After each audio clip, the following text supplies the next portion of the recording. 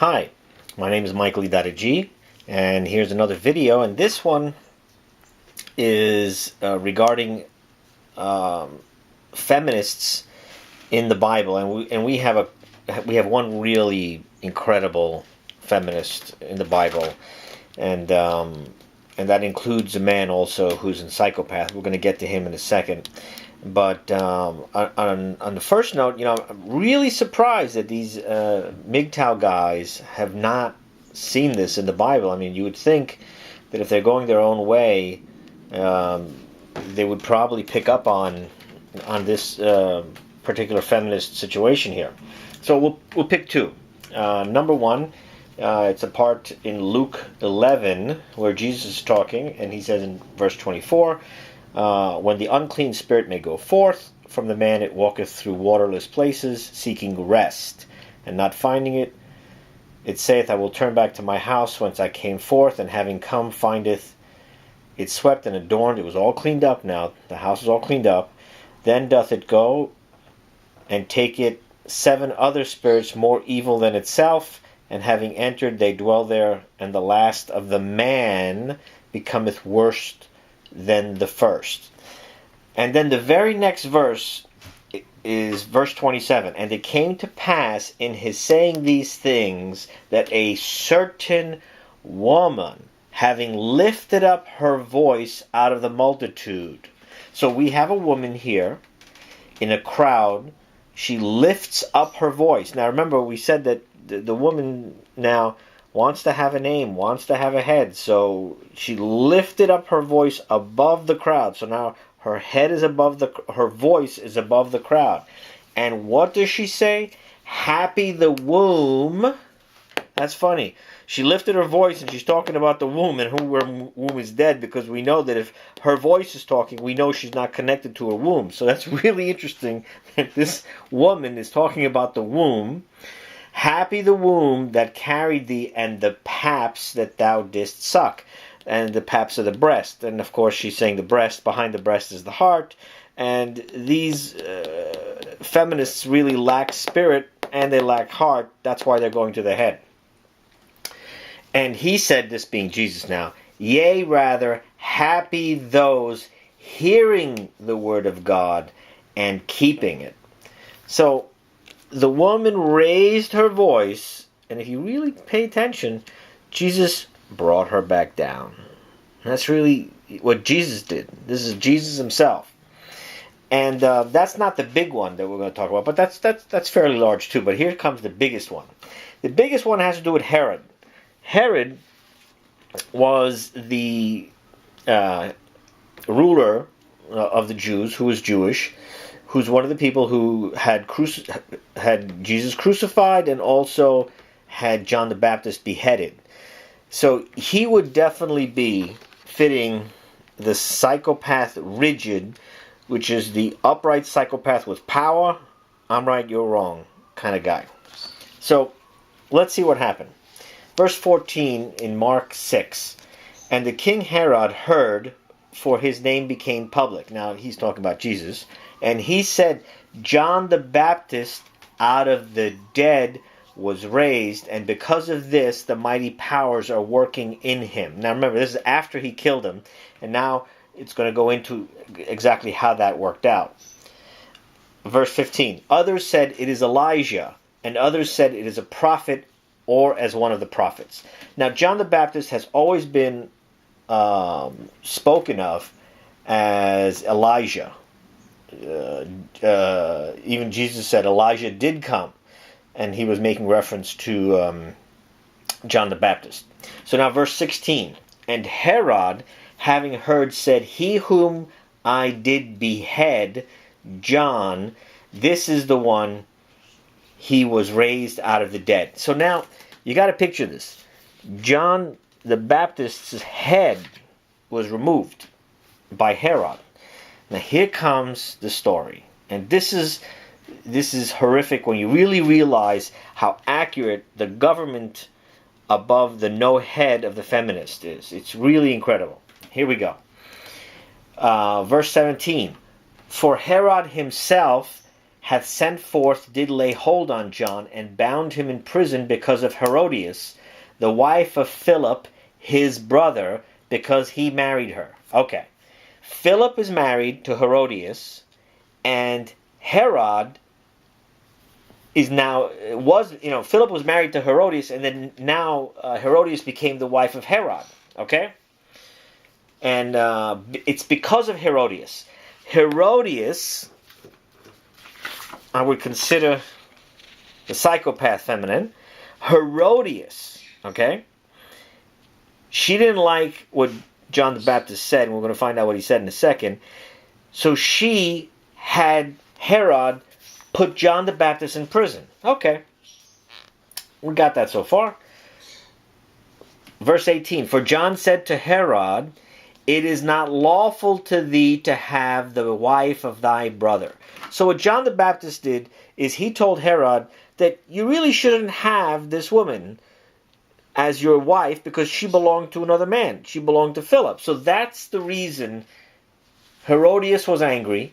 That's the reason that Herod put John the Baptist in prison. Verse 19. And Herodias was having a quarrel with him and was willing to kill him and was not able. So, you see, here's where the feminist thing goes. She could not kill John the Baptist. She was not able to kill John the Baptist. So, she's trying to use the government to do her work, and she couldn't do it. She couldn't do it. Okay. Isn't that what attractive feminists or feminists in general do? They want to get the government to go after the men. Verse 20. For Herod was fearing John, knowing him a man righteous and holy, and was keeping watch over him, and having heard him, was doing many things and hearing him gladly. Okay, so really, Herod didn't really have a quarrel with John the Baptist at this point. It's really all about what the psychopath feminist Herodias did. Is what she did. She wanted the government to kill John the Baptist. Now, here comes the next one. Here it gets big now. Verse 21. And the seasonable day having come, when Herod on his birthday, this is a birthday now, it's a happy occasion for Herod, was making a supper to his great men and to the chiefs of the thousands and to the first men of Galilee. And the daughter, okay, this is the psychopath feminist now. We're going to say this is Herodias, right? And the daughter of that Herodias, this is the daughter now, daughter of that Herodias, having come in and having danced and having pleased Herod and those reclining at meat with him, the king said to the damsel, ask of me whatever thou wilt, and I will give it to thee. It's really interesting how this is the evil version of King Ahasuerus with Esther. So the evil version now is the mother tells the daughter to, in a sense, seduce the government. Okay, now this has got feminism all over it. This is the feminist principle. They are not able to kill the man telling the truth, so they're going to get the government to do it. And this is how the feminist works. Okay, this is really where they try and change law, policy to fit their agenda. Kill the man. So now, verse 23, and he sware to her, whatever thou mayest ask to me, I will give to thee unto thee half of my kingdom. So he's willing to give half his kingdom for a woman that danced for him. This is Herod. So that lets you know flat out, this guy's insane. This guy is led by his genitals or led by desire. This guy is definitely working in the psychopath where the head now needs pornography. He sees the pornography. And who sent this woman? Who sent the mother? This is how sick this is. The mother. Okay, I know. You got it already. I can slow down.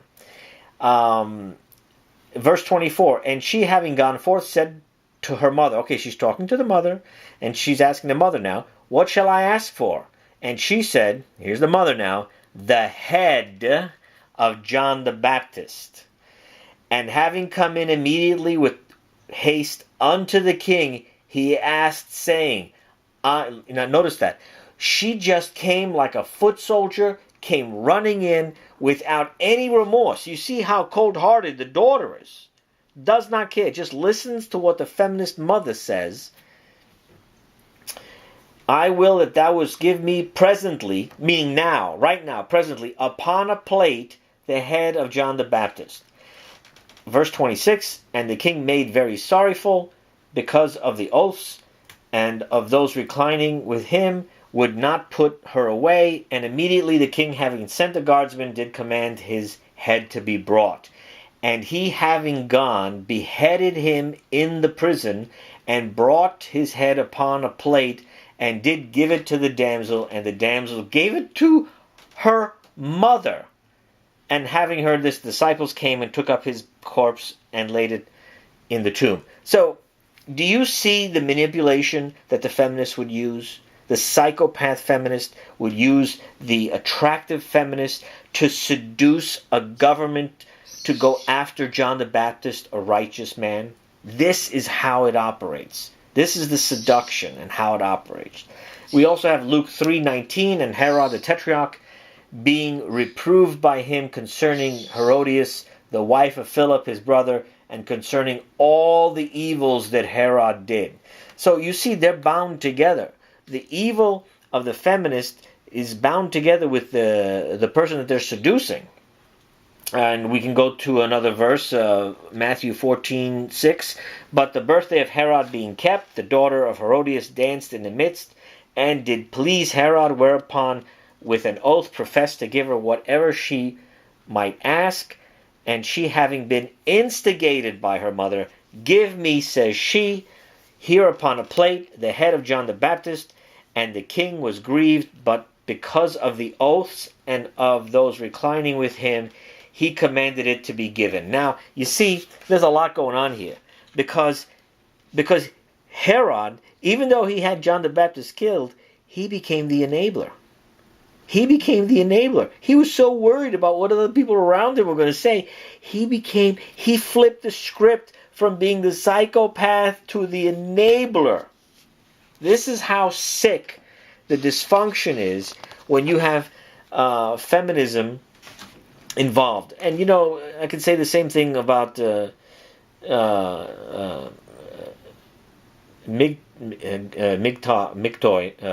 men going their own way movement, because I can find other examples of them, which we will too. We want to keep this balanced. You know, this goes both ways.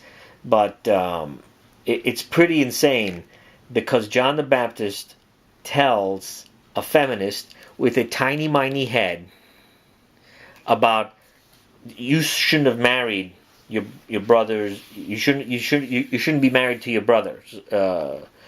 You shouldn't be married to your brother now. You know, divorcing Philip and then marrying Herod.